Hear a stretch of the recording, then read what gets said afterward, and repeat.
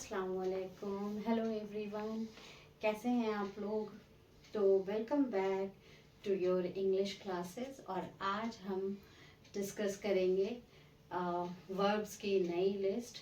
और जैसा कि हमने लास्ट क्लास में डिस्कस किया था दिस और दीज, सो आज हम डिस्कस करेंगे दैट एंड दोज। सो चलें शुरू करते हैं। तो आज की वर्ब की लिस्ट में नया है फाइट। फाइट मतलब लड़ना, या कभी कभी फाइट को हम यूज करते हैं सामना करने के भी सेंस में। फ्लाई, फ्लाई मतलब उड़ना। टीच, टीच मतलब पढ़ाना। ट्रेन, ट्रेन मतलब प्रशिक्षित करना या किसी को कोई चीज सिखाना। वर्क, वर्क मतलब काम करना। ड्राइव, ड्राइव मतलब गाड़ी चलाना या कोई भी वाहन चलाना। तो ये आपके वर्ब की लिस्ट है। करना क्या है आपको? सिंपल, जैसे कि शुरू में आपको जो जो सब्जेक्ट्स बताए गए थे उन सब्जेक्ट्स के साथ इस वर्ब को यूज करें और सिंपल सेंटेंसेस बनाएं। डे टू डे लाइफ में आप जो सेंटेंसेस जिस तरह से आप बोलते हैं, जिस तरह के सेंटेंसेस आप यूज करते हैं।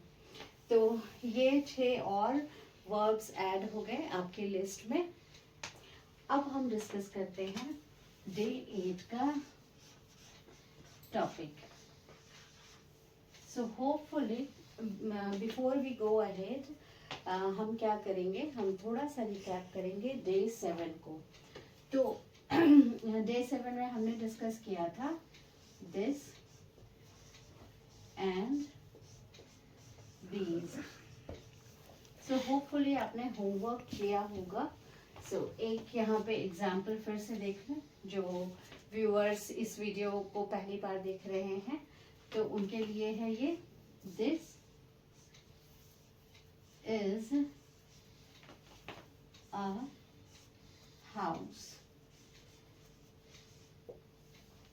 ठीक है, तो दिस क्या है?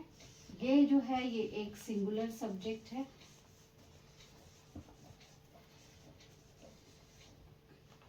और इसके साथ हम हमेशा यूज करेंगे इज।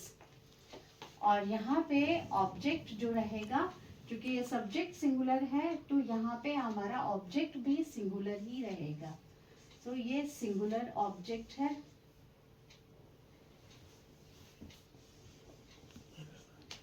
और हमेशा सिंगुलर ऑब्जेक्ट के साथ आप यूज करेंगे ए। तो हम आगे डिस्कस करेंगे, कभी आप ए यूज करेंगे, कभी आप एन भी यूज करेंगे। तो जब हम आर्टिकल डिस्कस करेंगे ना तो वहां पे हम इसको डिटेल में डिस्कस करेंगे ए और एन को। सो दिस इज अ हाउस। और इसी को जब हम प्लूरल कर देंगे तो ये दीज क्या है? ये प्लूरल सब्जेक्ट है। और दीज के साथ हमेशा यूज होगा आर। These are houses. और जब यहाँ पे हाउसेस यूज होगा तो यहाँ पे ए या एन यूज नहीं होगा।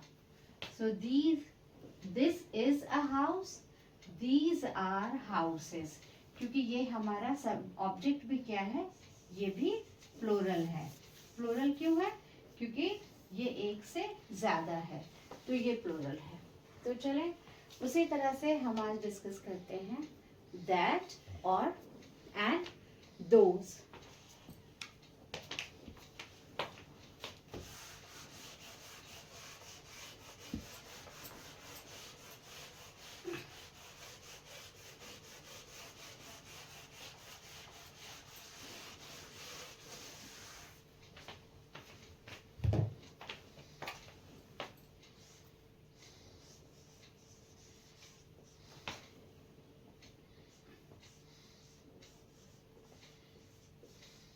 सो जैसे हम नजदीक की चीज के लिए दिस बोलते हैं और सिंगुलर में, और नजदीक की चीज के लिए दोज बोलते हैं प्लूरल के लिए, एक से ज्यादा चीजों के लिए।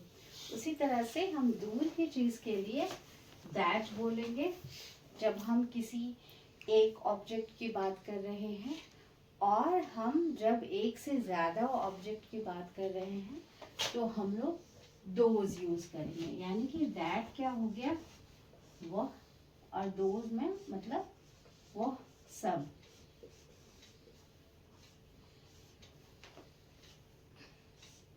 एक सिंपल सेंटेंस बनाते हैं, दैट इज अ बॉक्स, है ना। दैट इज अ बॉक्स क्या है, वो एक बॉक्स है। और इसी तरह से इसको हम प्लूरल में यूज करेंगे, तो दैट का हेल्पिंग वर्ब क्या है, दैट के साथ हम हमेशा इज यूज करेंगे और दोज के साथ हम यूज करेंगे are. Those are boxes,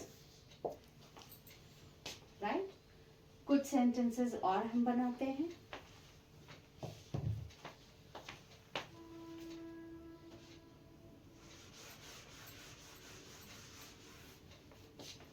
that is a table,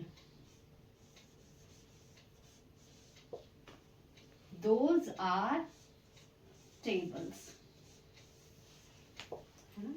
तो इसी तरह से आप अपने आसपास बहुत सारी चीजों को देखें, आपको बहुत सारे ऑब्जेक्ट्स दिखेंगे अपने आसपास, आप हर ऑब्जेक्ट के साथ इस तरह के सेंटेंस बना के देखें। लाइक कुछ और एग्जांपल लेते हैं, that is a tree, those are trees. So basically इन सेंटेंसेस की मदद से आप सीख रहे हैं छोटे छोटे सेंटेंसेस बनाना, दिस, दीज, दैट, दोज से। उसके अलावा साथ में आप सीख रहे हैं कि किसी भी वर्ड का सिंगुलर और प्लूरल कैसे होता है। तो मैं आपको नेक्स्ट सेशन में सिंगुलर और प्लूरल की लिस्ट दूंगी, आपको उसको याद करके आना है। तो यहाँ पे देखें, जैसे ट्री क्या है, सिंगुलर है, ट्री की एक ट्री की बात कर रहे हैं तो अ ट्री, और जब एक से ज्यादा की बात कर रहे हैं तो ट्रीज। तो ये पूरा एक लिस्ट होगा, मैं अपलोड कर दूंगी वीडियो, और आप क्या करेंगे, आप उसको धीरे धीरे धीरे धीरे मेमोराइज करने की कोशिश करेंगे। इससे फायदा क्या होगा, देखिए इंग्लिश बोलने के लिए आपके पास वोकैबुलरी का होना बहुत ज़्यादा ज़रूरी है। तो आपने ध्यान दिया होगा कि डे 1 से हम कर क्या रहे हैं, डे 1 से मैं आपकी वोकैबुलरी धीरे धीरे धीरे धीरे बेहतर करने की कोशिश कर रही हूँ। मैं आपके मतलब वोकैबुलरी का पूरा जो है मतलब एक कलेक्शन मैं बना रही हूँ आपके लिए। तो यहाँ से जैसे कि हमने सबसे पहले वर्ब्स करना सीखा, तो धीरे धीरे अभी आप करते करते देखो कि कितने सारे वर्ब्स आपको याद हो गए हैं। उसी तरह से हम बहुत सारे वर्ड्स धीरे धीरे धीरे धीरे याद करते जाएंगे। तो अब मैं क्या करूँगी, मैं आपको लिस्ट देते जाऊंगी और आप उसको जस्ट गो थ्रू करना है, और आपको करना क्या है कि उसको यूज करना है सेंटेंस में।